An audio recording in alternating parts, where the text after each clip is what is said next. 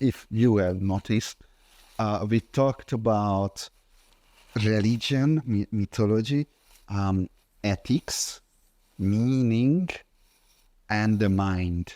And that is what your chapters are in the book, with the exception of one, which is the methodology. And let's get into that with a quote from you. I love this. So, knowledge of every topic begins with a point of entry that leads into greater understanding. And every topic requires first-hand experience of its subject matter before any generalized understanding can make sense. It's great. It's great. There was very few books that changed my mind, but one of the book was Pragmatic Thinking and Learning. It's written by software developers, but one of the things that they have taught me is that I should do the thing first, and after that learn the theory. And they gave an example of climbing, rock climbing. Nguyen is a big rock climber. He's always gonna talk about rock climbing in his book, but these guys were Andy Hunt was talking about rock climbing as well. That went to his very first rock climbing lesson. And the instructor came, and the instructor told them, "Okay, here is the wall. Climb it."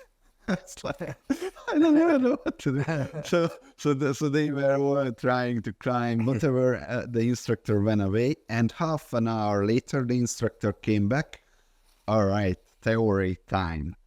And the instructor told that this is how you climb the rock. I'm not a rock climber. I don't know, this rock you grab first, and after that, something like that, I imagine. But what's interesting is, imagine what would have happened if they would have started with the theory. I think actually in Asia, it's very often you start with the theory. Very much. Yeah. And it's a mistake. It's a mistake. It's a mistake. And I think the history of Western education is something that's the same. That like even when I learned French at school,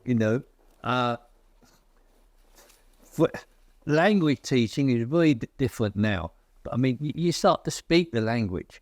When I learned French at school, you're learning vocabulary, grammar, verbs, all that kind of thing. It doesn't make sense. And most of the subjects that I learned at school 60 years ago now, weren't like that. Chemistry, all these symbols. Well, I didn't know what all these symbols were. Yeah. Had no idea what all the symbols were.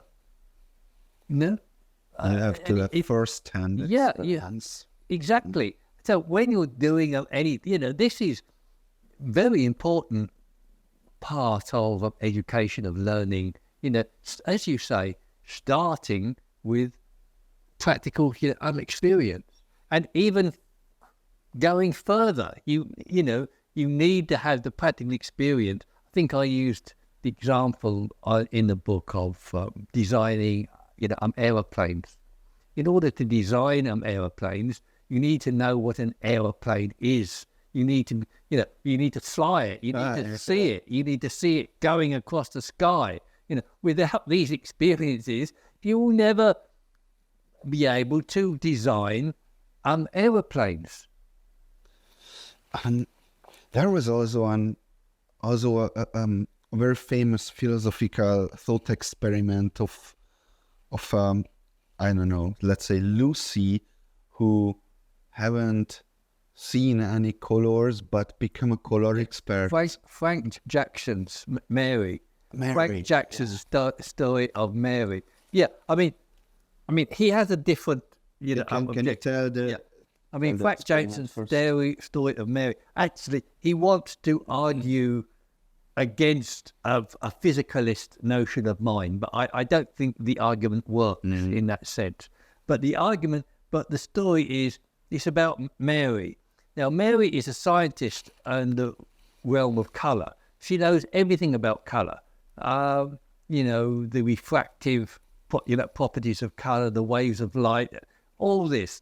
And nobody who knows more about colour than Mary. But she's colourblind or blind. Oh, yeah. She's never seen colour. Now, does she understand what colour is? Does she know about colour? Does she know what she's know what she's talking about? But I mean, then one day she can see, and she can see everything. She can see what colour is. So I mean, to me, it's an example of she learned by that. Yeah. For me, it's the example of how not only an experience is important, but a particular kind of experience is important in understanding things. First-hand experience. Aesthetic, experience. She has a aesthetic, experience of the world, of colour, that enables her to understand what colour really is. It's the experience of feeling. So I use it in this sense to show how important aesthetics and feelings and values are in understanding things. That trying to understand things purely in conceptual terms doesn't work. Yeah. And this is this the same discussion of anthropocentric versus anthropophobic methodologies? Yeah. This is the same discussion. Yeah, but I think that, and I think this kind of example is very important when we're talking about trying to understand consciousness. Because I think you need, because as I said, lots of people say, but what is consciousness? What is it? I mean, perhaps they have an experience, a certain kind of experience of consciousness. I think you need experiences of the consciousness before you can talk about it, before the theories of consciousness make sense. We're saying of anything, of sociology. I think it's all very nice to have lots of theories about how people relate to each other, but I mean, you need to understand how people do relate to each other. You need to have the experience of people are relating to each other and in the world before you can make sense of the sociological theories that you are learning. All right. Yeah, so practice. Yeah, so you're talking about anthropocentric and anthrophobic theory. Yeah, but this is my term. It's your term. No, nobody else uses this term. Okay. Anthrophobic. So what do you mean by that? Anthropocentric. Yeah, I mean this is examples. Give me examples. As anthropocentric. Yeah, this is a common term. That widely used. But for anthrophobic, this is a term that I made up in order to describe objective mathematical mind. No, particularly, but I describe a certain kind of philosophy that's very theoretical, logical, concerned with meaning and knowledge. And this is an analytics philosophy. Now, analytic philosophy was the kind of philosophy that I trained in. You're trained in analytic philosophy. All right. I mean, I'm...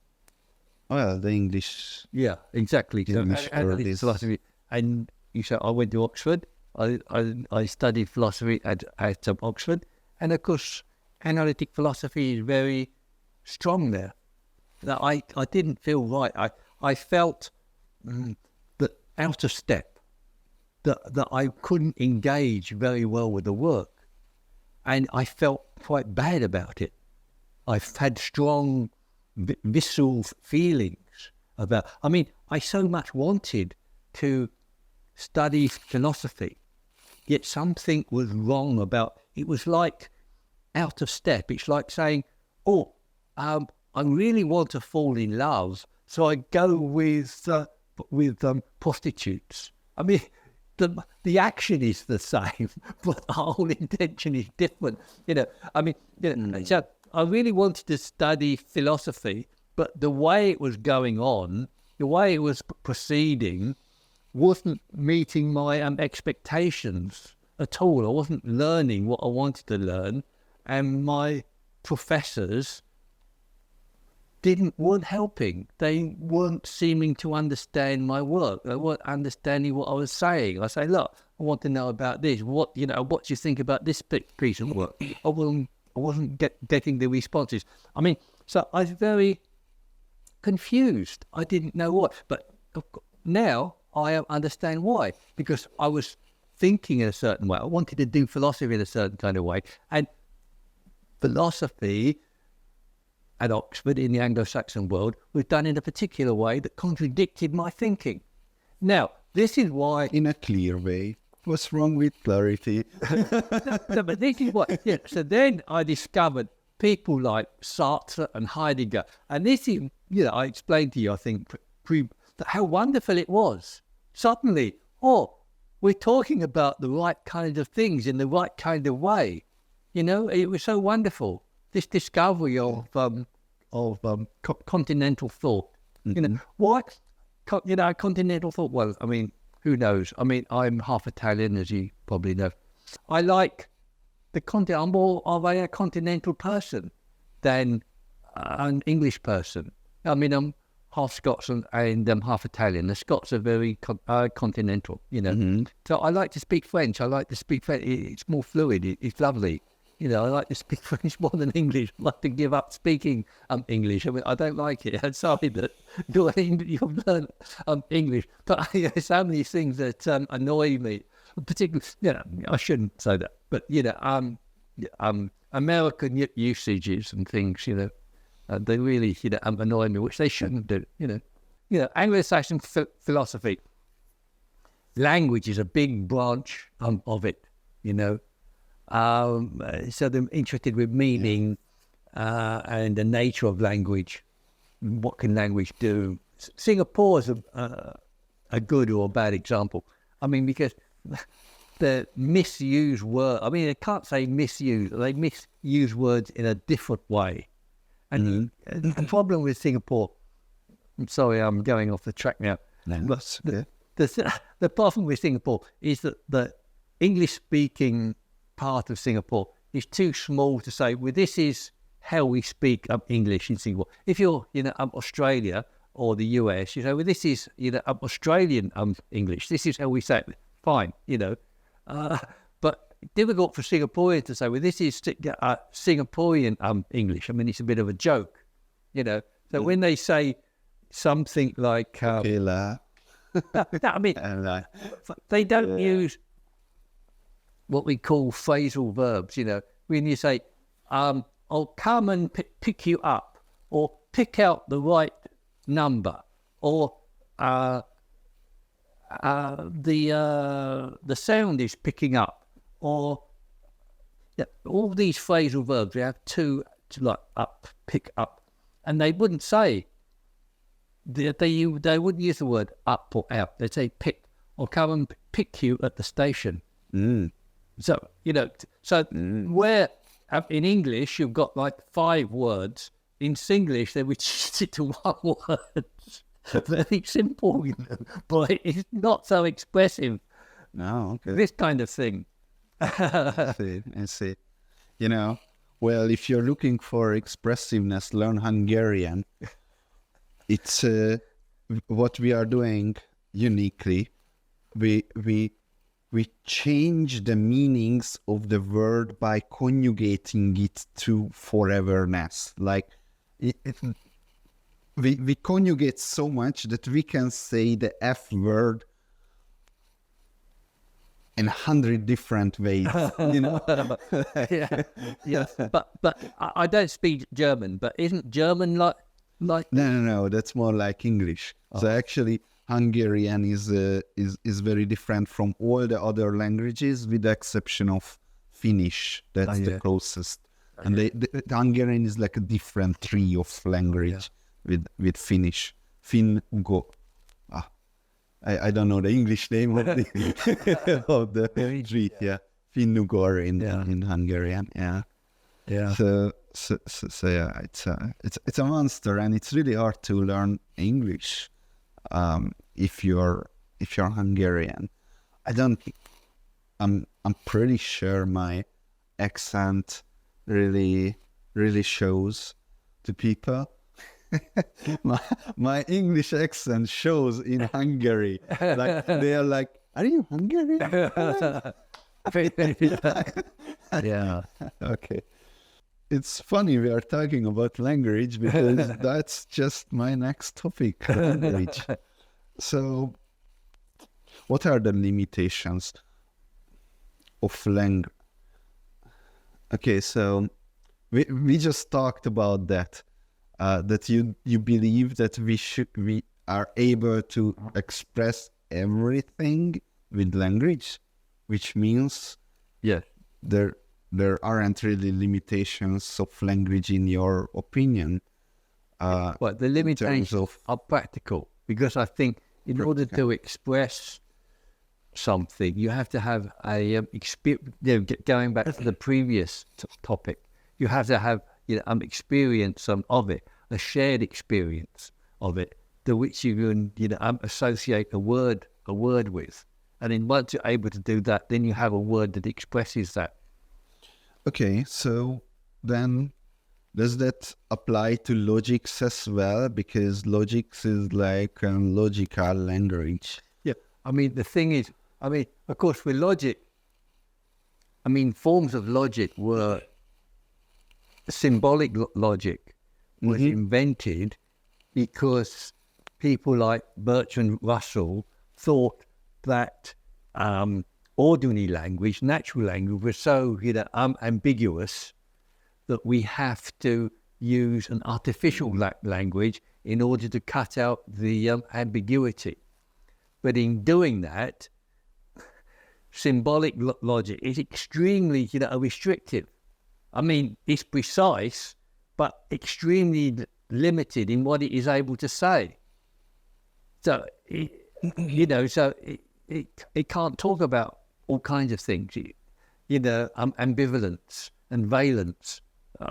There are aspects. They're trying to work out how to do this. There are different kinds of logic, like modal logic, which handles things like possibility and so on. But it's a problem. And it also reflects a way of thinking. When people are trying to, people like Bertrand Russell, we're trying thought, but natural language was too ambivalent. A lot of people, like I suppose Nietzsche, would thought he was mad, because it's the ambivalence of language that enables it to be so expressive.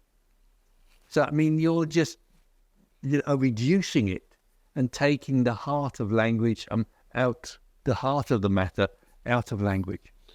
I think so that's and it's not only that process, but it is expressing a way of thinking. So people who are naturally narrow in their thinking and restrictive tend towards this kind of these logical processes, and they enjoy it, because it's expressing, it's leaving out the things, the loose ends that they don't like.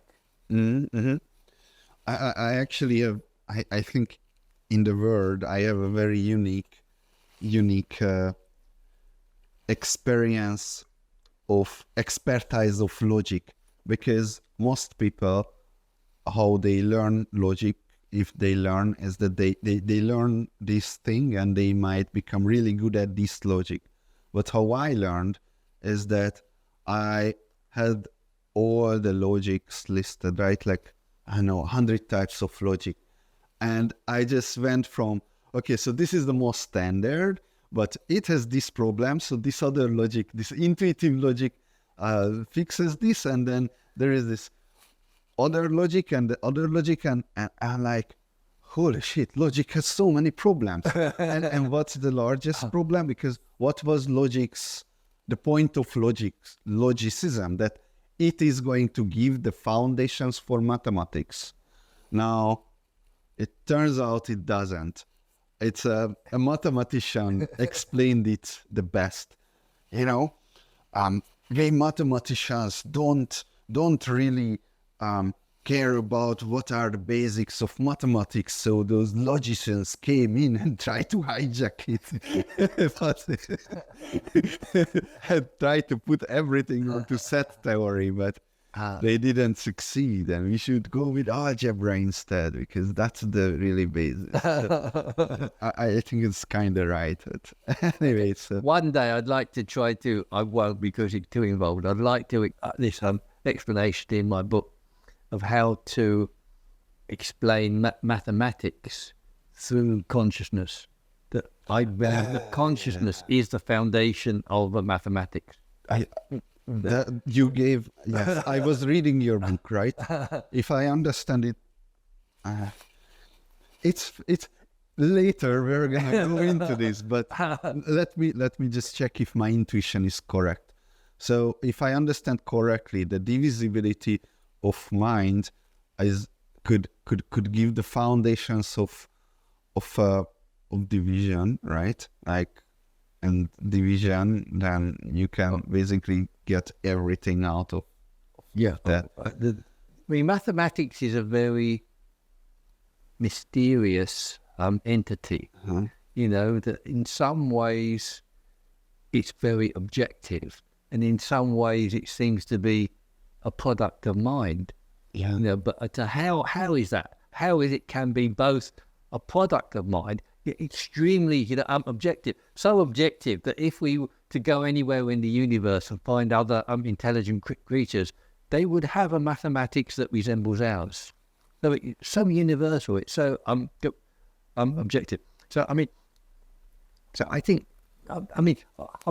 I don't know. It's a hypothesis that I put forward that mathematics is a product of a consciousness, and to me, this, because of the visibility, it's a fundamental aspect of a consciousness that produces the unit of one, and the differentiation from two and zero, and it's that differentiation that is fundamental to understanding of the world. And mathematics is the most fundamental, the most general way that we can understand the world.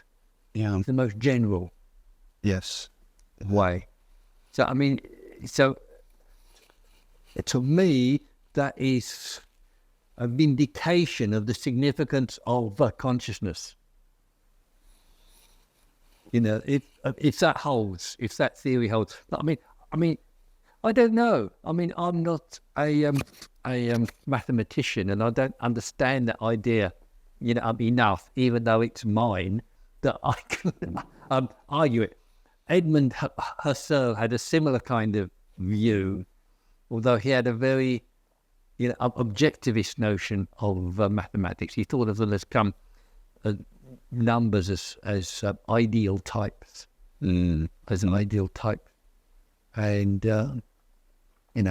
Kant, Immanuel Kant, he had an idea of mathematics as, as independent, as rather independent of mind, something that existed in what he called, I don't know, but it seems that he presented this idea of a noumenal world, a world beyond mind, that things can happen, that we need, that in his view, we need to make sense of this world.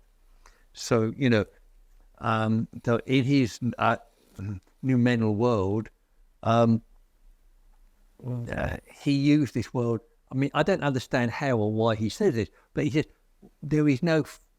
We are, are determined as humans, but there is free will, and we've confined this free will in the noumenal world. Now, I don't understand. What he means by that, But I think So wait, isn't it? noumenal- You don't understand. I definitely don't understand, but I think I do.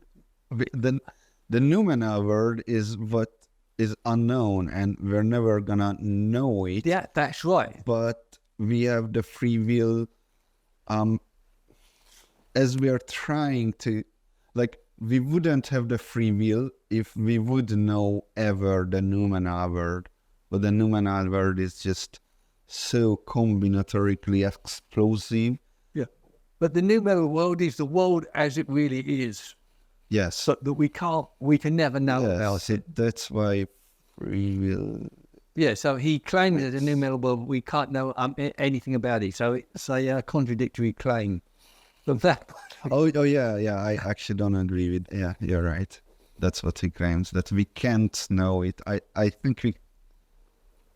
I just don't agree with that. I think we can know, and we know more and more. We can't know everything. But this is just Kant. I mean, he's got just can't. Yeah. It's very it's like Plato. They have a realm, this other realm of ideas, a perfect realm of forms and ideas. Well, I mean, it satisfies him. Does it exist? Is it just a fantasy? Yeah.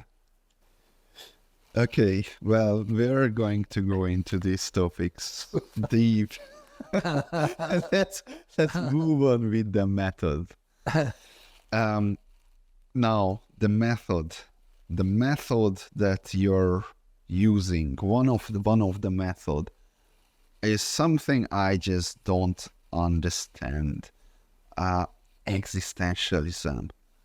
How can that even be a method? What the heck is existentialism? Oh yeah, well, it's not really a method. I think we should say that because it lacks a method. It lacks an underpinning philosophy. So existentialists, when they want a method, they have to go to phenomenology. So phenomenology is the method that underlies existentialism. So existentialism, what is it? I mean, is it a method? I mean, it's a series of views, it's attitudes, it's like a concern, a attitude with certain aspects of the world. Okay, so existentialism is an attitude. Well, it's a way of looking at the world, I think. So, but I mean, it's a perspective. So it adopts the phenomenological method. So what is the phenomenological method? That will be my next question. Is the method of description. Yeah, phenomenologists want to describe the world.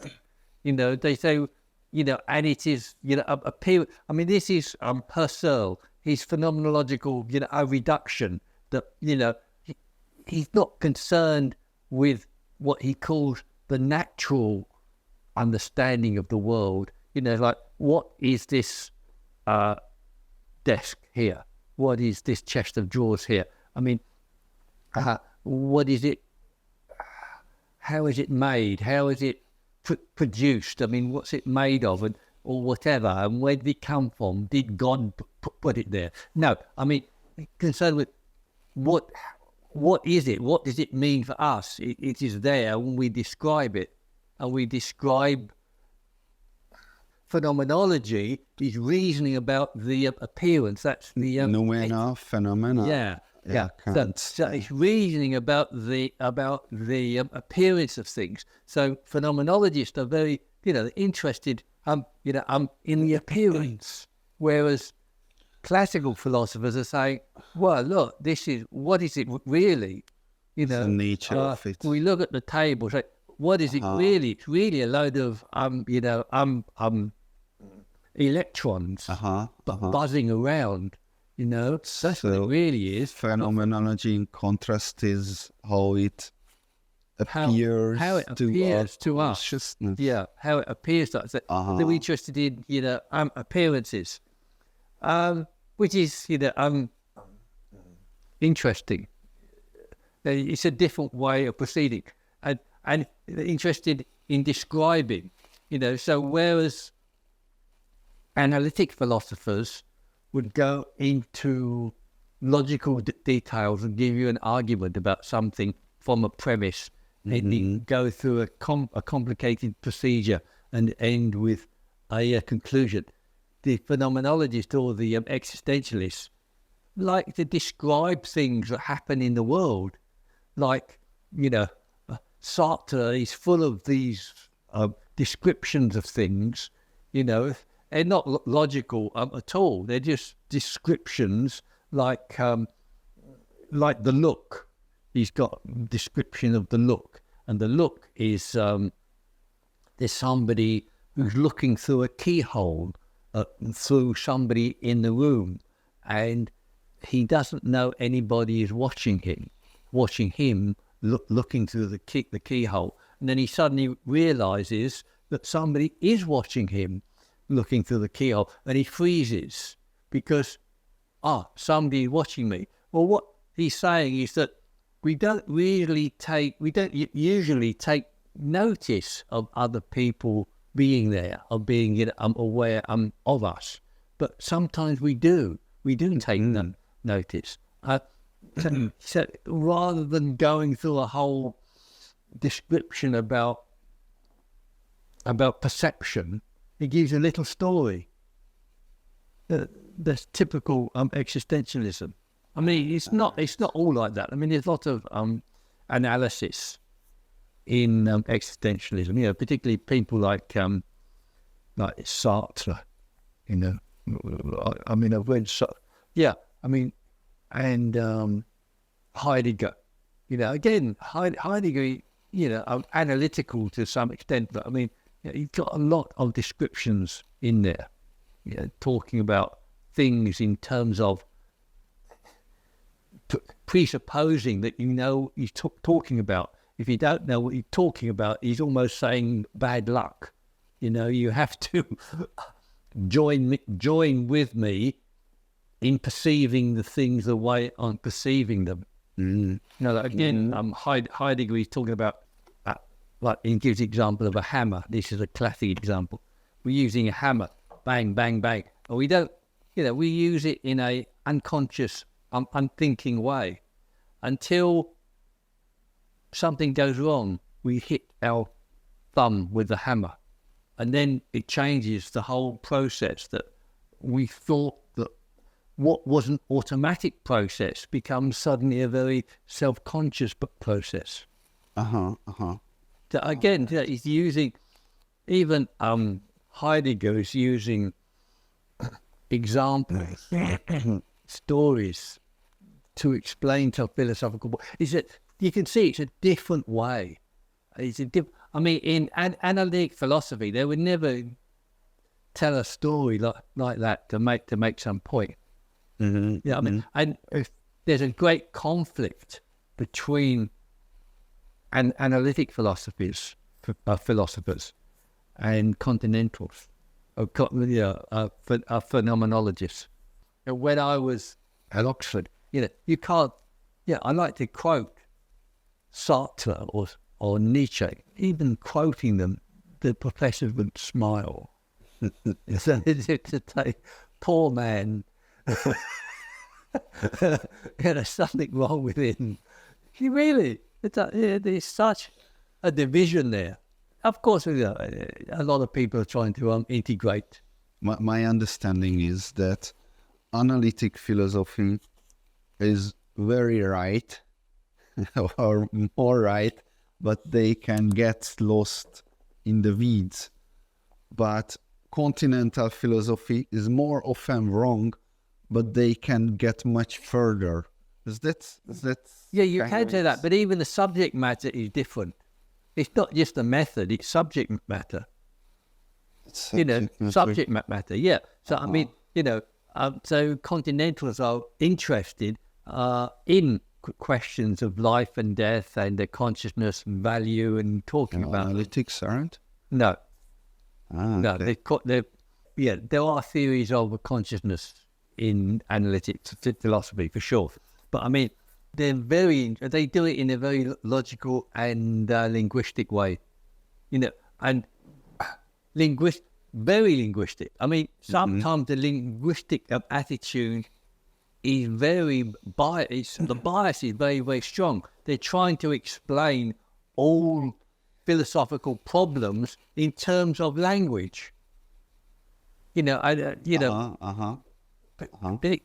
like Wittgenstein, very extreme. That all you had to do to resolve any problem of free will or mind or motivation, you just explain it.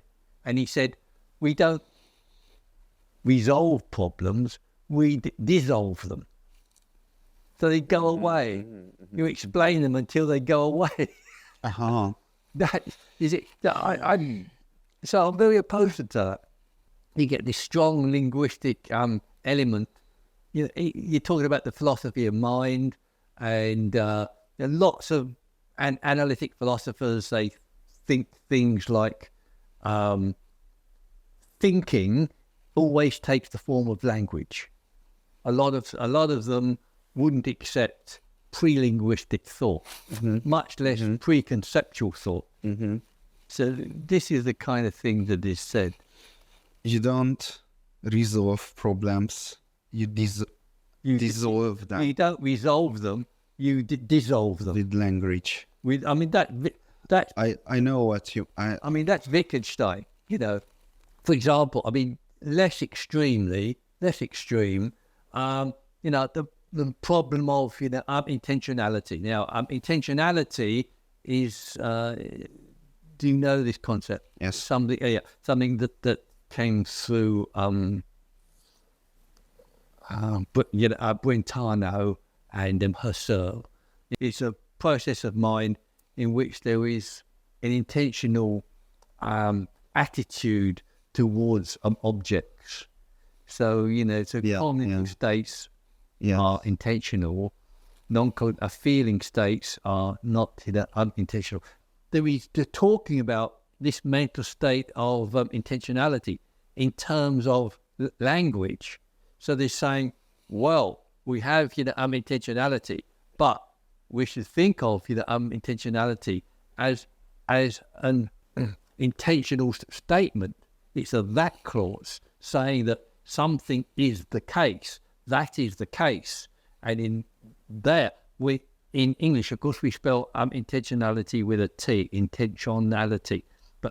And then these people, they want to spell it with an S, intentionality, because to denote the linguistic use of intentionality, because they're trying to reduce that mental state of intentionality into a linguistic form of intentionality for their purposes of using it in a linguistic context. I'm very frustrated with this approach. I found it very annoying.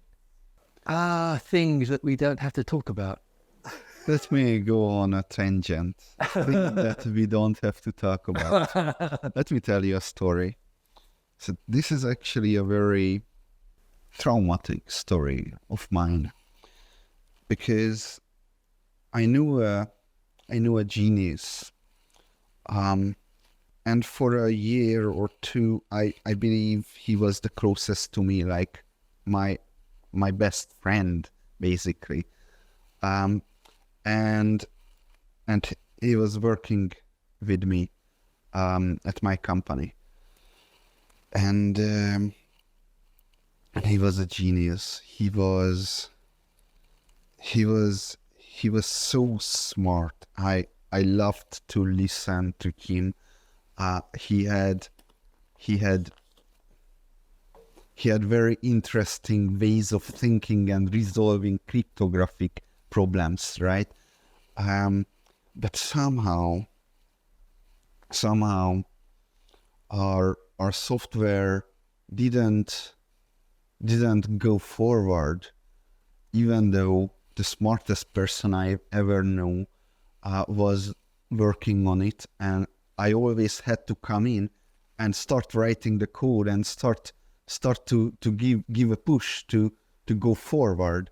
But eventually he ended up just contending with a problem that was so complex that he couldn't make sense of it. And, there were many good solutions, but he wanted the perfect solution, right? And half a year passed, and our software was not coming out. In fact, the whole thing took 2.5 years, which is in software terms is a foreverness. This is Wasabi Wallet 2.0 for those who know who I am. So anyway, we had to part ways with him, but I was always disturbed by it, like such a genius we were working with, and somehow we couldn't deliver. And why was this? And maybe the reason why what I came to is that he was originally a linguist. He learned linguistics in university. After later he became like a technical person, cryptographer, programmer, stuff like that, right? But originally he was a linguist, and he really often didn't resolve problems. He dissolved them with language. So that's interesting what you just said. Two more methodology here. Let's go to the most controversial one.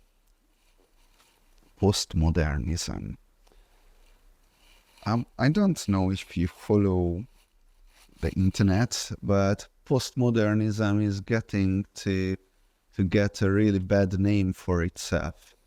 But that is also something that I believe a methodology that, or an influence that has an influence on you. So first of all, what is postmodernism, especially the postmodernism that you believe have a viability of the thought of? Yeah. I mean, postmodernism, there's many things I like about it, but it's so limited in itself. I mean, I think it's a wonderful critique. It's a wonderful critique, but it hasn't got answers as far as I'm concerned. I mean, so Lyotard was the first, Francois Lyotard was the first person to use the word postmodernism, and he defined it as it's a incredulity about grand narratives. Incredulity. Unbelieving. Unbelieving. So yeah. So incredulity. Incredulity about grand narratives. Grand narratives are big stories that explain things like religion or Marxism or even science. So postmodernism, it goes to town on science, which it has a very bad job.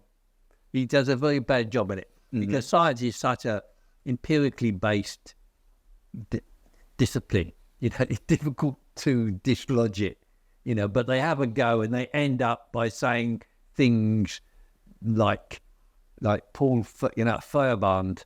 He talks about science as being just like a mythology. He says this kind of thing.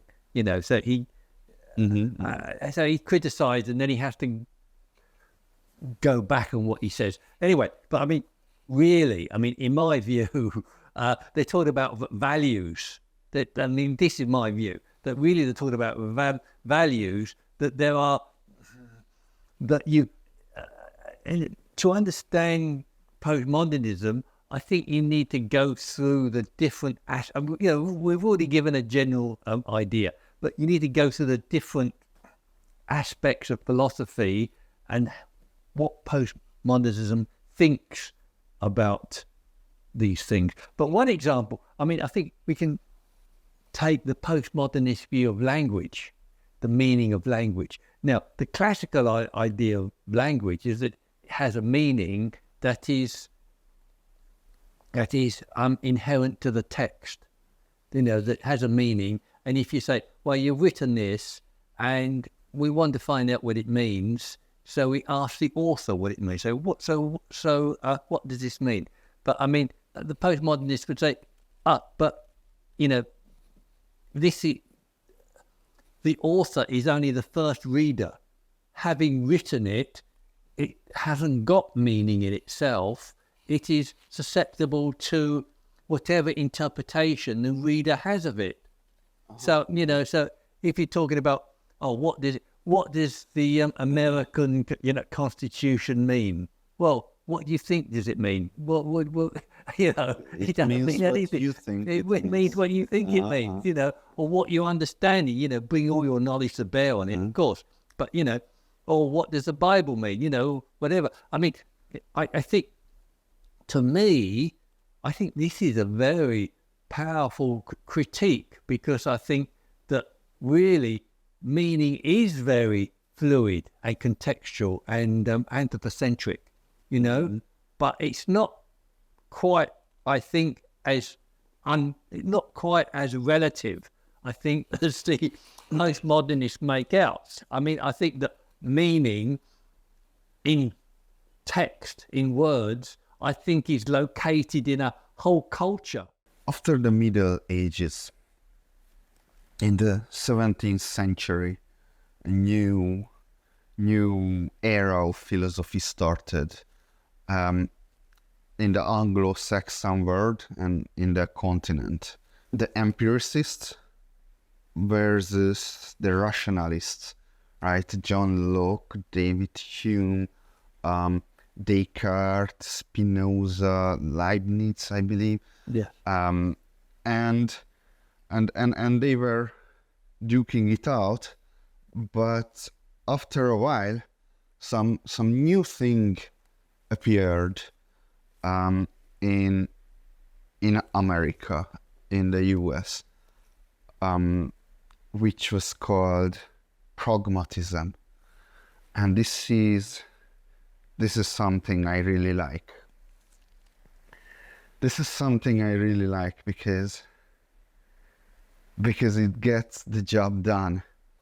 So there is something about the notion of the pragmatic truth, which is something is true insofar it works. And that is not correct, obviously, but it gets results. So you talk a lot about pragmatism as a methodology that you apply. So first of all, can you tell me what pragmatism is? Yeah, well, I think you've described it.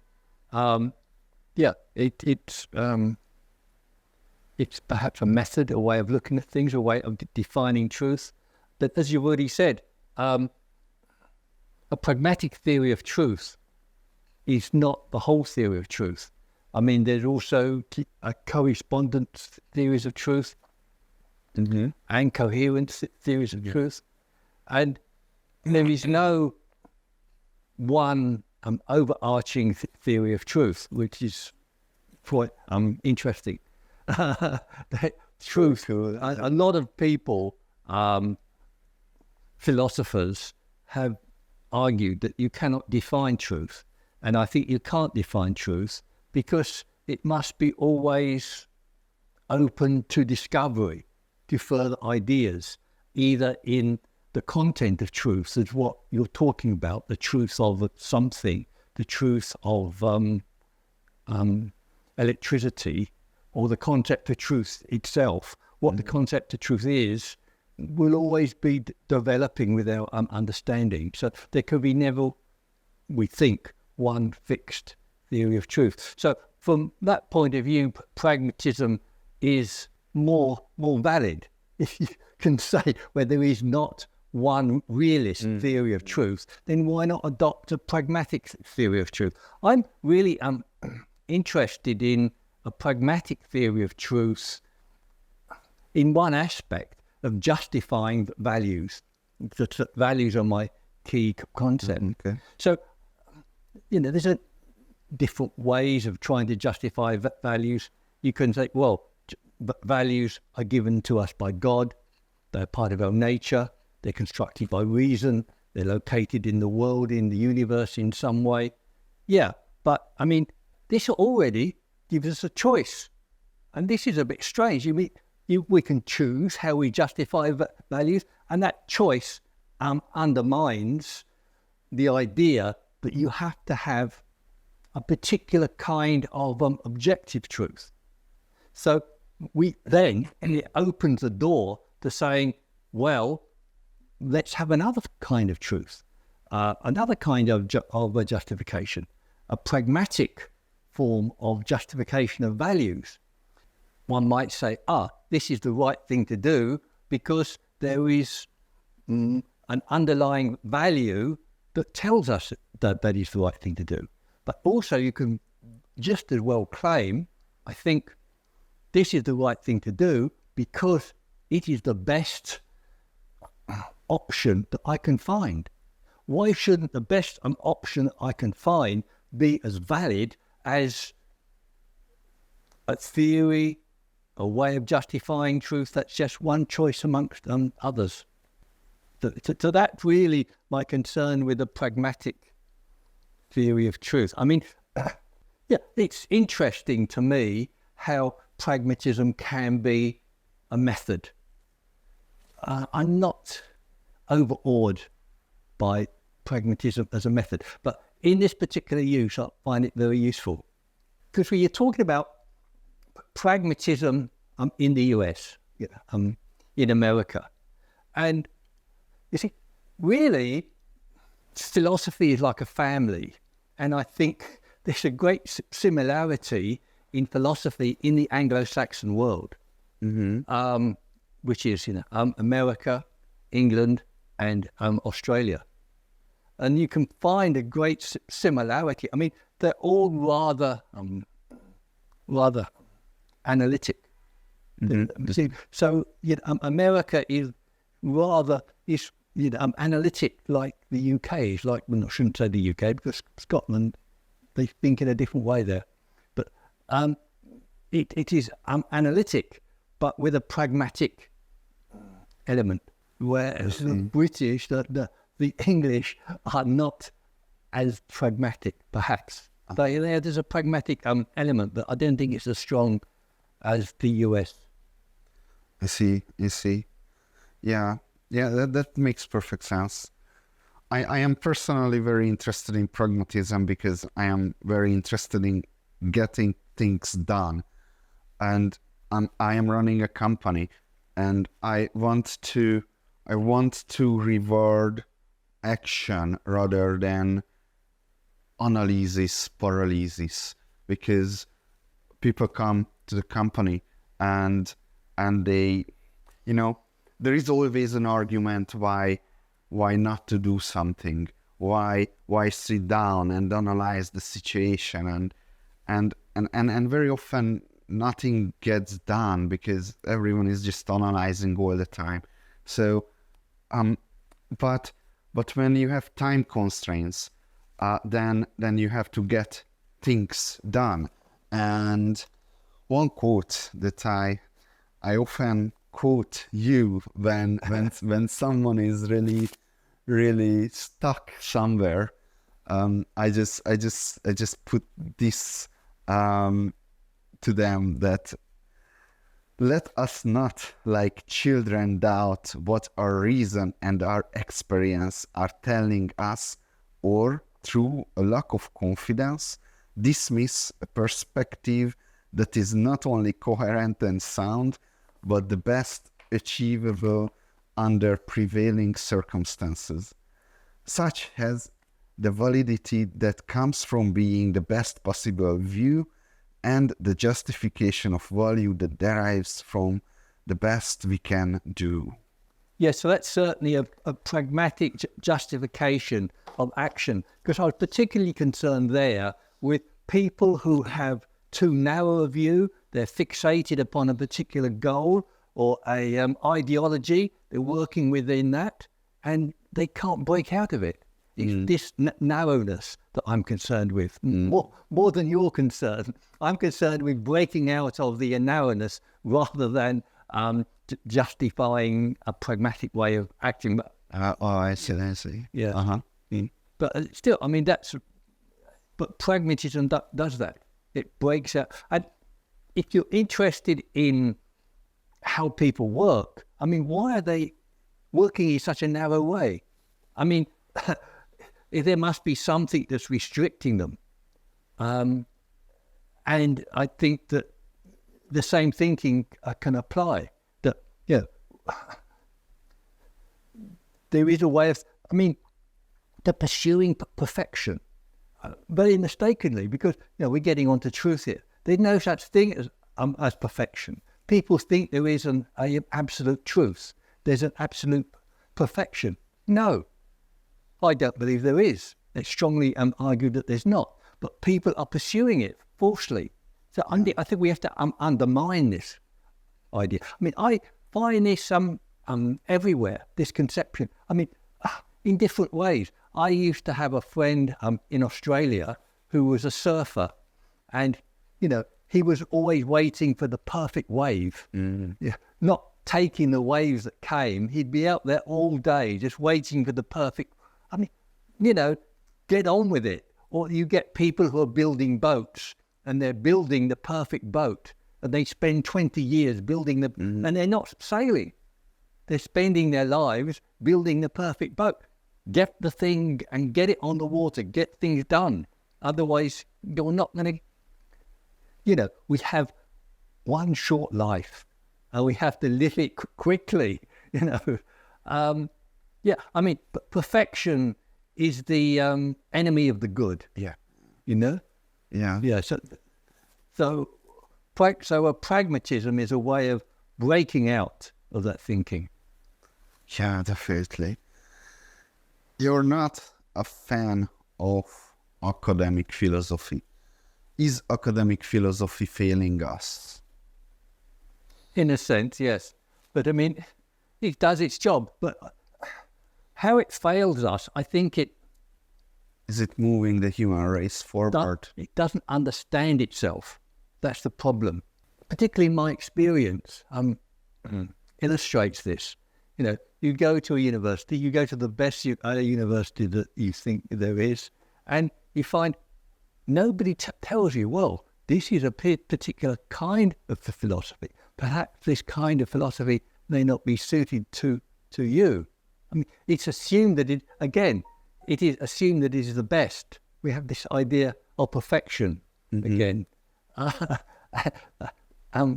In method, that people are they're wanting to find perfection in some way, because in language, in perfect meaning, in being precise, and in the search for precision and the absolute.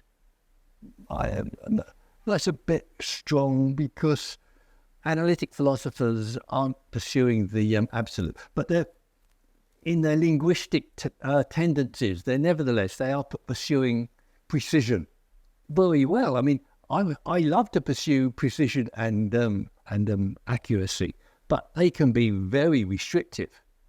For example, You don't get far? no. For example, you miss out. I mean, there's all this, ambiguity that you miss out on, and if you're saying, I can only accept precise answers, then you're missing out on lots of answers that may be much more important than the precise ones.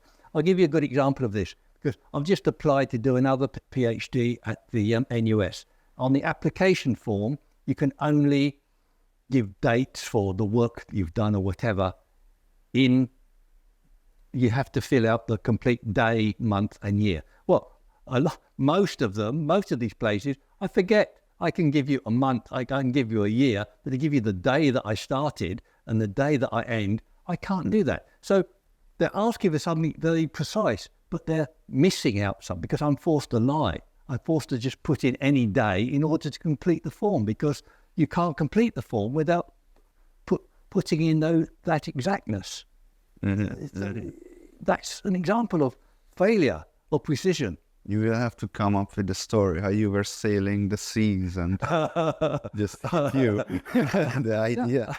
Yeah, but I mean, I know that's the problem, and that's and you know, I sort of know how to handle it now. I mean, this is why I'm doing a PhD again 20 years after my last one, because I was I did, like my first degree at Oxford, I didn't know how to handle it. I didn't have the equipment, didn't have the mental strategies, you know.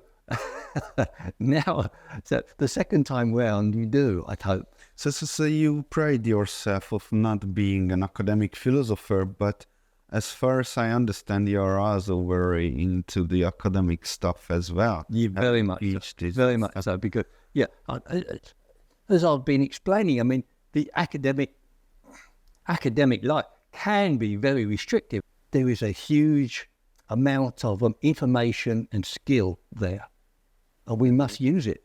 You know, even if we have to lie to get into using it.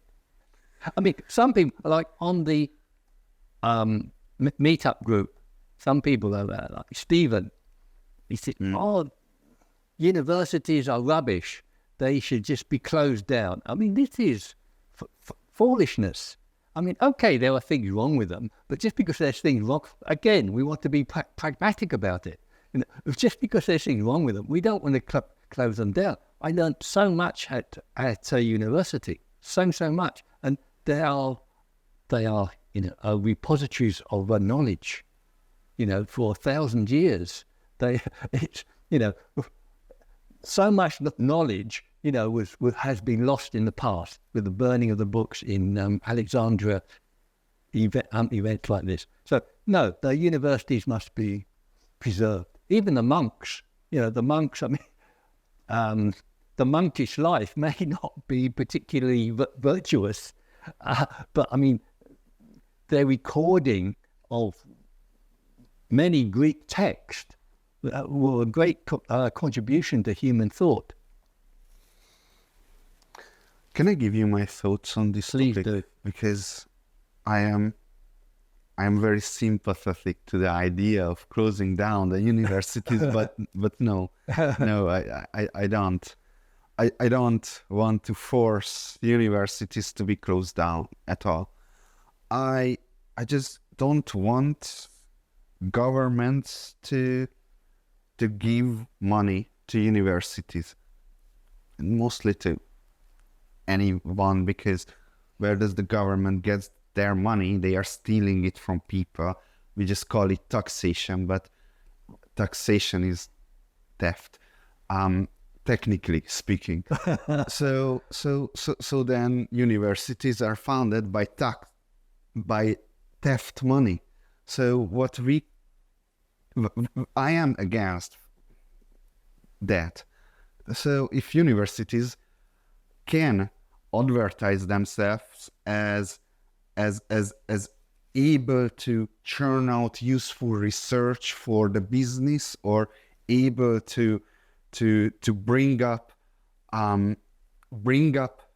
send in people, and then the output is experts, right, who are actually creating value.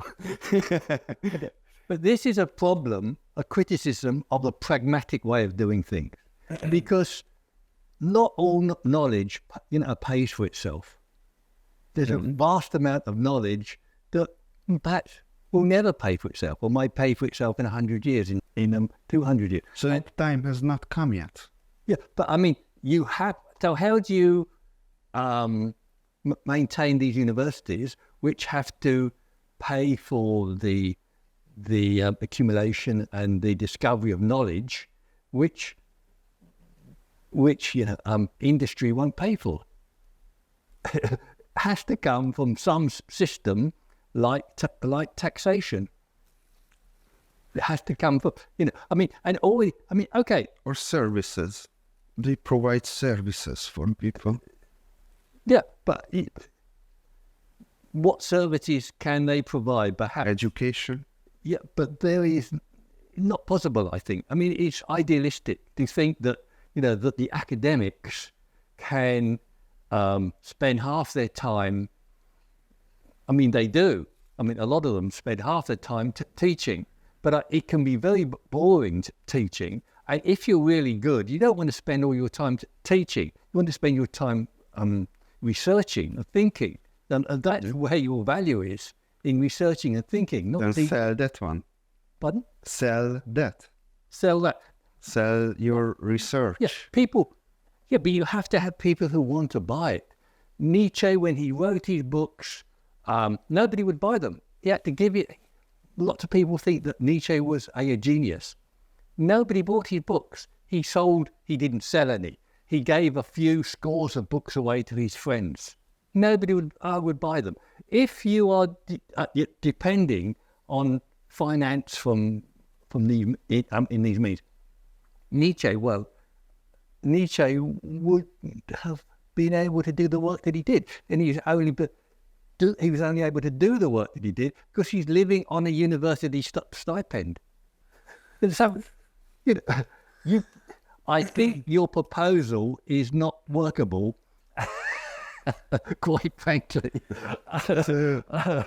I am comfortable with universities disappearing. That's okay. I'll give you, the alternative view. So anyway, we have different views on how academics are failing us. That's fine. In any case, let's move on to your view. You said, actually, let me just read this quote from you again. The mark of the hero is to thrive under insuperable states of contradiction. The mark of the genius is to hold together irreconcilable ideas without incoherence. So what does these words mean? That means, I mean, let's take a genius. I'm Einstein. Okay, so what were the irreconcilable views? I mean, I'm not a physicist, so I don't know much about this. But I mean, he had very mixed feelings about quantum theory, okay, so relativity, theory of relativity, but then into quantum theory posed a problem. And, well, perhaps he didn't hold, he wasn't the genius that we thought he was, because he didn't hold the contradictory views, because he refused to accept some aspects of quantum theory. He refused to accept quantum, entanglement that he described as spooky action at a distance. For him it was like superstition. And then, he said, because he didn't accept, the randomness of quantum theory. And he said that, God doesn't play dice with the universe. So this kind of randomness that we find in quantum, he just wouldn't accept. How did he discover quantum theory? By going on a thought experiment, about light, thinking you're on a train and you're moving along at the speed of light, and then what would be the speed of light, in front of you? So, I mean, he's dealing with very, contradictory ideas, and you could say in this case that he was able to integrate these contradictory ideas to produce a theory of relativity. I see. Another example from my own life, maybe, which I've contended with, is regarding workout motivation. In my 20s, I listened a lot of while I was working out, I was listening a lot of motivational speech, right? Like there was one about second place. They tell me to start a speech with a joke, but I'm not here to tell jokes. I'm here to pick a fight with second place. And at the end of the speech, all right, you still want to hear a joke? Well, the guy who finished second, I don't know. I don't remember it. But the point is that that there is these lines, very motivational and everything.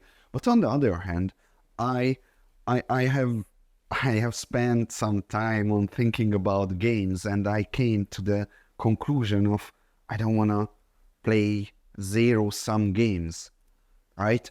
So now when I'm listening to this motivational speech that is talking about how you have to win everything and have to win the zero-sum games, and then there is the other me who doesn't want to participate in zero-sum games, and somehow this pragmatism, the motivational speech works for the gym, but trying to avoid zero-sum games in business, that's what works in business, and somehow these are irreconcilable, but I am still holding them because they work. Yeah. Is that something that's what you're talking about here, right? What I'm talking about is something more abstract, I think. But I mean, I think there are a lot of examples like this. For example, in religion, knowing that religion is false, yet still participating in it. God is dead, but you still go to church. Or how many scientists were very religious and yet scientists. Yeah, this kind of thing. Or in relationships, you think, well, so logically this doesn't work, but if you are going to make it work, or we can make it. Well, it doesn't have to be a struggle. It just, the people might say, well, logically, we should just separate, but we don't want to. So why should we? So I think it's many spheres of life. I think. Yeah. I mean, perhaps you're reading too much into it. Something can be found in there. Like the postmodernists say, well, it depends upon the reader what you find here. But I mean, perhaps I'm just being provocative here. Perhaps, but I think that there's something more than that. It's the struggle. Yeah. You're trying to reconcile different ideas, contradictions, and in the attempt, perhaps, to reconcile them, not even in the success of reconciling them, something perhaps great is achieved. I see. All right. Well, thank you very much for the talk about the methodology. Can you give just a quick summary of your methodology before we get into the actual content of the value pursuit of value book? Yeah, I mean, it's pragmatic and it's not pragmatic. I mean, it's diverse. I mean, yeah, what works, I use what works, but some things don't work, and some things we want to be very unpragmatic about and think about, well, let's try to work out what really this is. For example, some very simple basic concept like the goodwill. What is the goodwill? And okay, you might have a pragmatic theory of action. So, well, we can explain ethical behavior in all kinds of ways. So it works very nicely with sociological theories and psychological theories and genetic theories. So, well, look, there's no problem. People will behave in the way that we want to because of all these theories. So, yeah, but is the goodwill really good? I mean, can you live with it not being good? Can you live with a inversion of good and evil, like Milton was talking about in Paradise Lost, or what Sartre was talking about in his character, Jean Genet? You know, good be my evil, evil be my good. I mean, can we live with that? I can't. And you know, Immanuel Kant could not. And that's, you know, Immanuel Kant, Immanuel Kant, he was a moral fanatic. He had this idea that we cannot have, well, he never voiced it in this way, but he refused to believe in a possible inversion of a good and evil. And neither do I. I'm looking for how can we find the way to explain it. Okay. Because it hasn't been the effect. So that's a very unpragmatic way of looking. So sometimes I'm pragmatic, sometimes I'm not. So that's a very pragmatic view, perhaps. Sometimes you are, and sometimes you're not. Yeah, the mark of the genius. Contradiction.